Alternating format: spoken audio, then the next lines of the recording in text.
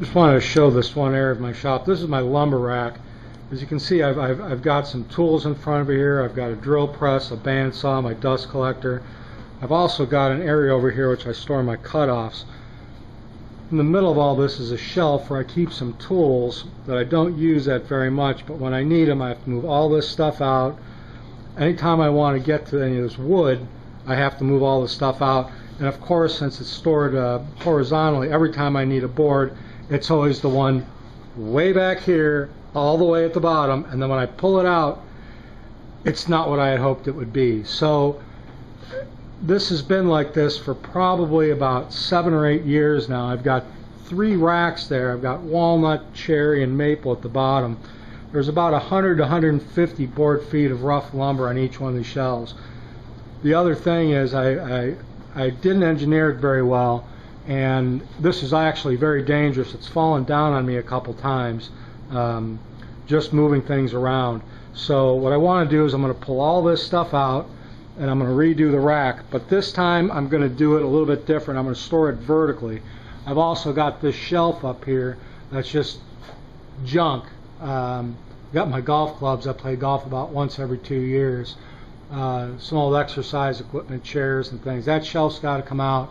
All this wood's got to come down, and again I plan on just stacking it vertically up against the wall.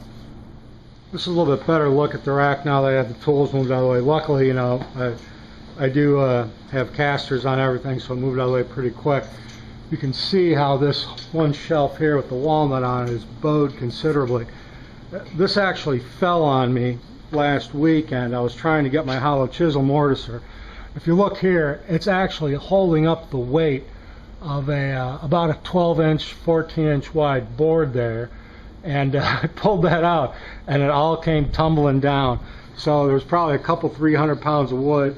I ducked underneath there, and luckily I only got a couple hit me in the back, but it was a real mess to clean up. So again, I need to take all this stuff out of here and make something a little bit safer and a little bit more organized. This is insane. Okay, this is what I was afraid of. I got this many boards off that rack, and I started pulling off just a couple that were just up on top, and it was so unstable. As you can see, my hollow chisel mortiser fell on the floor. All this wood came flying off. Luckily, I was able to get out of the way. So again, very dangerous.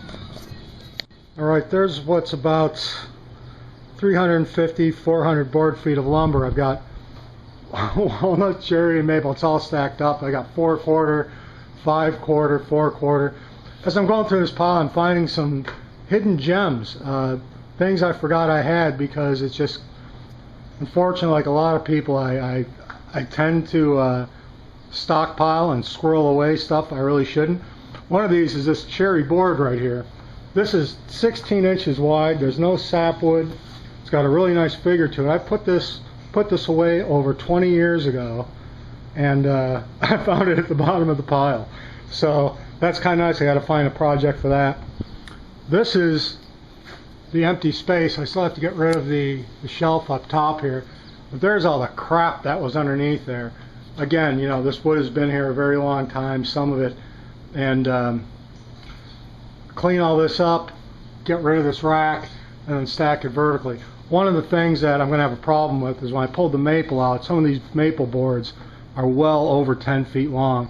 I did some calculations before I even started this project, and I'm going to have to lose about a foot off of each end of these boards. I hate to do it, but to stack it vertically I'm going to have to, because of the way the angle is and how much space I have. So once I get the platform built for it underneath, I'll have a better idea of exactly how much I've got to lose. But that gives me a good excuse to design a project around those cutoffs, right? So I'll continue this when it progresses a little bit more. Well, here's a new vertical lumber storage rack. Of course, a lot of little pieces of crap ended up down there at the bottom, but I tend to be a pack rat, and you never know when you're going to need one of those little pieces, you know. But it came out pretty nice.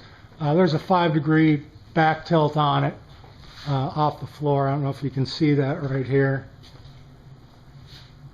but It's very nice. I don't have any worries now about that crap falling on my head. And plus I gained about 6-7 inches back from where it is now. So I saved a little bit of space. But actually I have more room for storage. The only thing is there was a middle shelf that had a lot of bench tools on it. And I need to find a place for that. So what I'm going to do is I'm going to build a tall storage rack right here, about 7 feet tall, to store all the stuff that came out of that shelf. So that's my next project.